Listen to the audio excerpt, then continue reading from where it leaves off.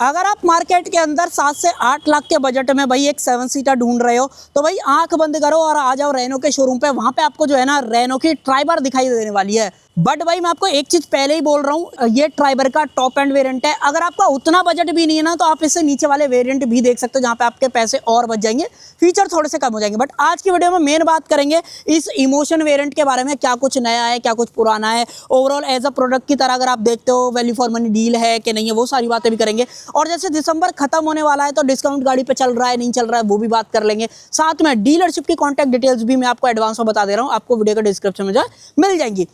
एक चीज और बोल रहा हूं, अगर आप इस गाड़ी को देखने के बाद दूसरी गाड़ी क्या सोच रहे हो, या आपने जो कमेंट किया था मुझे पुरानी वीडियो के अंदर कि भाई जब मैंने आपको एर्टिगा का बेस वेरिएंट दिखाया था कि हम रेनो ट्राइबर ले लेंगे, तो आपके कंफ्यूजन यहाँ पे दूर जो है कर दिए जाएंगे इस वीडियो के अंदर। तो यही सारी बातें करेंगे आज की वीडियो के अंदर। तो चलिए बिना टाइम वेस्ट करें वीडियो को कर लेते हैं स्टार्ट। वीडियो अगर आपको पसंद आए तो सिर्फ एक काम आप कर सकते हो, लाइक शेयर सब्सक्राइब आप कर सकते हो। चलिए सबसे पहले चाबी से शुरुआत कर लेते हैं। एक बार आप चाबी देख लो भाई, इस तरीके की जो चाबी है ना वो आपको यहाँ पे देखने को मिल जाती है। यहाँ पे सामने की तरफ 4 बटन्स दिए गए हैं, लॉक अनलॉक आप गाड़ी को कर सकते हो, साथ में बूट अनलॉक करना है वो कर सकते हो। इस वाले बटन को दबाओगे तो आई थिंक कोई फर्क नहीं पड़ रहा है, एक बार ट्राई कर लेते हैं। नहीं भाई कोई फर्क नहीं पड़ रहा है। वैसे तो ये फॉलो मी वाला बटन है बट नहीं काम कर रहा है, तो अब पता नहीं क्या इसके अंदर इशू है। बट खैर आगे बढ़ते हैं। रेनो का लोगो आप पीछे की तरफ देख लो, ऐसी आपको 2 चाबी मिलेंगी। और अब जो है ना आपको ये वेरिएंट इमोशन के नाम से देखने को मिलेगा। मल्टीपल वेरिएंट्स आते हैं, टोटल 4 वेरिएंट्स मिलेंगे, देन ऑटोमेटिक वगैरह भी आता है। बट जो नाम है वो बदल चुके हैं। पहले RXZ RXL इस तरीके से आ रहे थे, अब आपको ऑथेंटिक इमोशन टेक्नो इवोल्यूशन इस तरीके से सारे वेरिएंट दिखेंगे। और ये टॉप एंड वेरिएंट इमोशन के नाम से आपको देखने को मिलता है। और इसके एग्जैक्ट एक्स शोरूम की बात करें ना तो 7,91,000 यानी कि 7.91 लाख एक्स शोरूम ये पर्टिकुलर वेरिएंट कॉस्ट करता है। बट इतने पैसे नहीं खर्च करने हैं, वो मैं आपको कॉन्टैक्ट डिटेल्स दे रहा हूँ, डीलरशिप की कॉन्टैक्ट कर लेना। डीलर टू डीलर जो डिस्काउंट है वो बदल सकता है, इसलिए नंबर पे आप कॉन्टैक्ट करके पता कर लेना। और अब बात करते हैं मिलता क्या कुछ है। सबसे पहले तो सामने की तरफ जो रेनो का लोगो है वो दिया गया है। ग्रिल जो है पियानो ब्लैक के अंदर यहाँ पे मिल जाती है। नीचे वाली ग्रिल हालांकि जो है ये पूरी मैट ब्लैक के अंदर दे रखी है, बाकी जो नोज वाला पार्ट है ना वो आपको डार्क ग्रे के अंदर देखने को मिलता है। बाकी देखो जो फॉग लाइट की पोजीशनिंग है वो थोड़ी सी यहाँ पे चेंज हो गई है, फ्रंट पार्किंग सेंसर आ जाते हैं। हालांकि यहाँ पे जो है ना ये सिल्वर टच ही आपको मिलता है, एक तरीके का आप लुक वाइज इस चीज को देख सकते हो। हालांकि ये वाली चीज अगर यहाँ पे होती ज्यादा बेहतर लग सकता था, क्योंकि थोड़ा लो है, टच वगैरह भी हो सकते तो वो चीज। हालांकि प्रोजेक्टर जरूर से दिया गया, रिस्पॉन्स वगैरह आप रनिंग शॉट में देख पा रहे होगे। हेडलाइट की बात करें तो यहाँ पे जो है प्रोजेक्टर सेटअप आपको देखने को मिलता है, जिसके अंदर हाई बीम लो बीम इसी के अंदर मिल जाती है, इंडिकेटर्स वगैरह। ऊपर की तरफ जो DRLs हैं वो मिलते हैं, साथ ही में रेनो की ब्रांडिंग आ जाती है। और इस साइड से आप गाड़ी को देख लो, डुअल टोन वाला शेड आपको कैसा लग रहा है बताना कमेंट सेक्शन के अंदर। व्हील आर्चेज हैं, हालांकि बॉडी क्लैडिंग वगैरह नहीं आती, ये एक तरीके का रैप या विनाइल वाली जो चीज़ रहती है ना वो ऊपर से लगाई गई है। हालांकि ये प्लास्टिक वाला पार्ट नहीं है, ध्यान रखना इस वाली चीज़ का।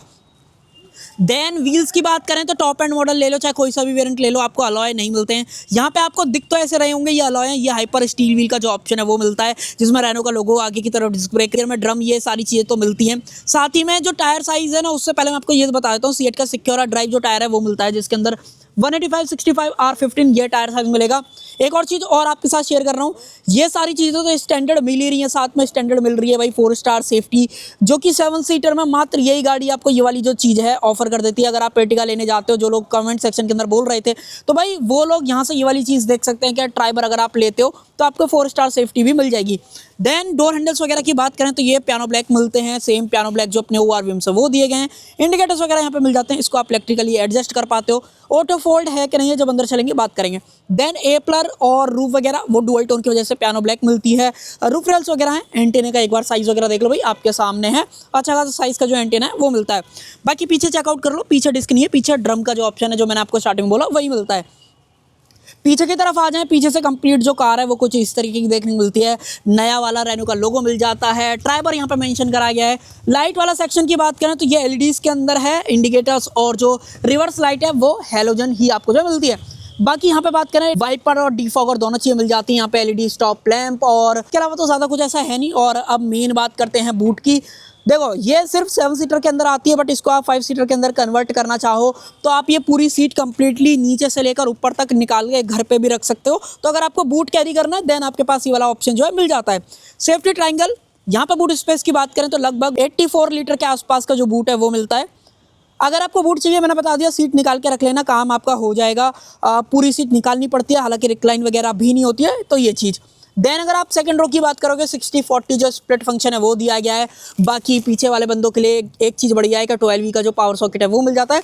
बट ये थोड़ा सा ये है कि थोड़ा सा आपको चीप वाली फील आएगी कि ये जो है ना अंदर नहीं जाती है सीट बेल्ट, जैसे हमने ये वाली देखी है जो फ्रंट की देखी है ना, तो ये आपको इस तरीके से जो है यहाँ पर डाल के रखनी पड़ती है। तो ये थोड़ा सा मुझे अच्छा नहीं लगा, इसलिए मैंने आपके साथ जो है शेयर कर दिया है। बाकी और तो इसके अंदर ऐसा कुछ है नहीं। और अब मेन मैं आपको दिखा देता हूँ इसके अंदर मिलने वाला जो 1.0 लीटर का इंजन है वो आपको कहाँ से एक्सेस करना है। देखो ये वाला लीवर दे रखा है, इसको जैसे खींचोगे तो ये जो है खुल जाएगा। और आ जाओ भाई दिखा देता हूँ इसके अंदर मिलने वाला 1.0 लीटर का इंजन कैसा दिखता है। ये देखो भाई थोड़ा सा गंदा जरूर से हो रहा है बट काम चला लेना। यहाँ पे आपको 1.0 लीटर का 3 सिलेंडर इंजन मिलता है जो कि लगभग 74 bhp और 96 न्यूटन मीटर का जो टॉर्क है वो मैक्सिमम निकालता है। यहाँ पे बैटरी का प्लेसमेंट वगैरह देख लो, वॉशर डालना है तो वो आप यहाँ से डाल सकते हो। ऊपर की तरफ प्रॉपर इंसुलेशन मिल जाती है, बाकी कूलेंट वगैरह का ये सारा ऑप्शन जो है यहाँ पर दिया गया है। अब देखो यहाँ पे कई लोग बोलते हैं कि थोड़ी सी अंडर पावर्ड है, तो मुझे ऐसा पर्सनली लगता है कि अगर आप 7 बंदे बैठा के एसी चला रखा है, कहीं ऊंची चढ़ाई पे इसको चढ़ाने लगते हो, देन मुझे लगता है कि ये गाड़ी स्ट्रगल करेगी, क्योंकि इस साइज़ की गाड़ी में 1.0 लीटर का इंजन होना थोड़ा सा कहीं ना कहीं दिक्कत क्रिएट कर देता है। हालांकि इनके पास टर्बो भी था बट इन लोगों ने नहीं दिया। आप क्या ही करें इस वाली चीज़ में, तो वो अब आप खुद से देख लेना। बाकी चला के ज़रूर से देखना जब भी आप गाड़ी प्लान करो तो वो चीज़। देखो इंटीरियर की बात करें गाड़ी की तो इंटीरियर वगैरह ठीक लगता है। इंटीरियर में कहीं से जो है कमी पेशी आपको नहीं लगेगी। यहाँ पे हाइट एडजस्ट करनी है वो कर सकते हो, रिक्लाइन एंगल चेंज करना है वो कर सकते हो। 6 एयरबैग गाड़ी ऑफर कर देती है। साथ ही में गाड़ी के अंदर जो इंफोटेनमेंट है वो भी मिलता है। देन यहाँ पे क्रूज कंट्रोल भी दिया जाता है। तो फीचर्स की कमी गाड़ी के अंदर कहीं से भी नहीं लगती है। चारों पावर विंडोज हैं, ऑटो डाउन ऑटो अप वाला जो फीचर है वो भी दिया गया है। मिरर्स को हालांकि फोल्ड करना है तो एक काम कर लेते हैं, सबसे पहले गाड़ी को करते हैं स्टार्ट। देखो ये भी ऑन हो गया, अभी आप देखोगे ये भी ऑन हो जाएगा। एक बार कैमरा वगैरह भी आपको जो है ऑन करके दिखा दूंगा, बट उससे पहले देखो ऑटो डाउन है और साथ में अगर आप ऑटो अप की बात करोगे तो ऑटो अप भी दिया गया है। बाकी मिरर फोल्ड करना है तो वो आप इस तरीके से जो है यहाँ पे फोल्ड वगैरह कर सकते हो, देन दोबारा घुमा दोगे तो ये अनफोल्ड जो है हो जाएगा। फिलहाल देखो एक चीज़ और, एंड्रॉयड ऑटो आपको मिलता है। एप्पल कारप्ले वगैरह जो है आप एक्सपेक्ट मत करना, वो चीज़ नहीं मिलेगी। उसके अलावा स्मार्टफोन इंटीग्रेशन में मैं आपको लेके आऊँ तो यहाँ पे सिर्फ एंड्रॉयड ऑटो वाली बात मैंने आपको बताई दी। बाकी और तो ज़्यादा कुछ ऐसा है नहीं। अगर आपको रिवर्स कैमरा चेक करना है तो इसको आप इस तरीके से करो, डालो रिवर्स में, देन आप कैमरा वगैरह देख पाओगे। ये लगा लो, बहुत ही भद्दी क्वालिटी आपको यहाँ पर देखने को मिलती है। इस सेगमेंट के हिसाब से जज करोगे तो ठीक लगेगी, बट अगर आपने कोई और गाड़ी इससे पहले देख रखी है तो आपको ये वाली चीज़ जो है पसंद नहीं आने वाली है। यहाँ पे स्टीयरिंग व्हील की बात करें, नए लोगों के साथ स्टीयरिंग व्हील मिलता है, सिर्फ ये वाला सेक्शन लेदर रैप है, बाकी नॉर्मल आपको दिया गया है। इसके अंदर जो एडजस्टमेंट है वो टिल्ट मिलती है, टेलीस्कोपिक वगैरह एक्सपेक्ट मत करो, वो चीज़ नहीं मिलेगी। देन उसके अलावा यहाँ पे बात करें तो जो हेडलाइट वगैरह के कंट्रोल्स है वो मिल जाते हैं। Auto headlamp by the way यहाँ पे जो है दिया जाता है। यहाँ पे बात करें तो रेन सेंसिंग वाइपर भी आपको गाड़ी के साथ में मिलता है, तो फीचर्स ठीक है। और इस वाले सेक्शन की बात करें तो ये स्क्रीन है बीच में आपको 8 इंचेस की मिलती है। यहाँ पे टैकोमीटर है, फ्यूल कितना है गाड़ी के अंदर, instant fuel economy, trip A trip B, ये मल्टीपल चीज़ें जो है यहाँ पे दिखती हैं। देन अगर मैं आपको टॉगल वगैरह करके दिखाऊं तो आपको कुछ और चीज़ें दिखाई देंगी, जैसे एवरेज क्या गाड़ी ने दिया था, देन यहाँ पे फ्यूल हिस्ट्री वगैरह क्या रही थी। उसके अलावा दोबारा टॉगल करते हो तो trip A trip B, then यही सारी चीज़ें दोबारा से रिपीट होती हैं। TPMS गाड़ी के अंदर मिलता है। दोबारा प्रेस करें तो सर्विस कितने दिन में करानी है और कितने किलोमीटर अभी बचे हुए हैं, तो वो भी आपको इन्फॉर्मेशन जो है यहाँ पर दिखती रहती है, जो कि ठीक है। इन्फॉर्मेशन वाइज कोई भी बेकार चीज़ नहीं लगती है। इनफैक्ट एक अटेंशन टू डिटेल आप देखो, यहाँ पे जो एनालॉग क्लॉक है ना वो बन के आती है, तो यहाँ पर टाइम भी आपको जो है दिखता रहता है। ये ट्रीटमेंट बढ़िया लगा इस प्राइस पॉइंट के हिसाब से, ये डेफिनेटली बढ़िया है। पूरा आपको ऊपर तक वहाँ तक मिलता है। सेम केस अगर आप यहाँ पे इस इवेंट्स के सराउंडिंग में देखते हो तो यहाँ पर दिखता है। साथ ही में देखो गाड़ी के अंदर AC की बात करें तो मैनुअल AC दिया जाता है, ऑटोमेटिक AC नहीं मिलता है। साथ में यहाँ पे जो है ना आपको क्रूज कंट्रोल तो मिलता ही है, मैंने आपको जैसे दिखाया। साथ में यहाँ पे आपको स्पीड लिमिटर भी मिलता है। क्रूज कंट्रोल और स्पीड लिमिटर में थोड़ा सा अंतर आपको मिलता है, वो मैं आपको बताया तो क्या अंतर है दोनों के बीच में।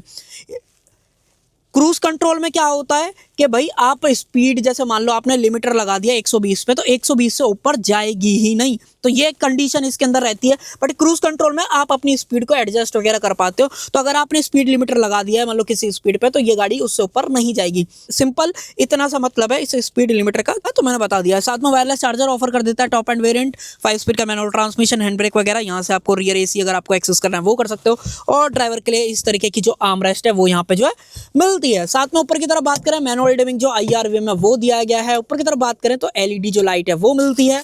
यहाँ पे कुछ नहीं है, और जो माइक वगैरह है वो गाड़ी का यहाँ पे जो है दिया गया है। देन यहाँ पे भी आपको बात करें तो वैनिटी मिरर, हाँ वो चीज़ ज़रूर से मिल जाती है। और ओवरऑल देखो कंफर्ट वगैरह की बात करें तो इतना ज़्यादा आपको नहीं मिलेगा, बट हाँ ठीक है, मुझे लगता है कि अगर आपकी फैमिली बड़ी है और आप अपनी फैमिली को एक ही गाड़ी में बैठा के ले जाना चाहते हो तो ये कम प्राइस के अंदर ये वाली चीज़ फुलफिल कर देती है। और एक बार आर्म रेस्ट की पोजीशनिंग वगैरह देख लो भाई, कितना कंफर्टेबल मैं बैठा हूँ। हालांकि सीट इतनी कंफर्टेबल नहीं है, बट जो ये आर्मरेस्ट की पोजीशनिंग है और जिस तरीके से सीट होल्ड करती है वो आपको परफेक्ट कहीं ना कहीं मामला लगने वाला है। तो ये सारी चीज़ें ओवरऑल हैं। बाकी इसको करते हैं बंद और अब मैं आपको लेके चलता हूँ रियर में, कि रियर में क्या कुछ है। ये सारी चीज़ें तो मैंने आपको दिखाई दी थी। और आ जाओ पीछे की तरफ।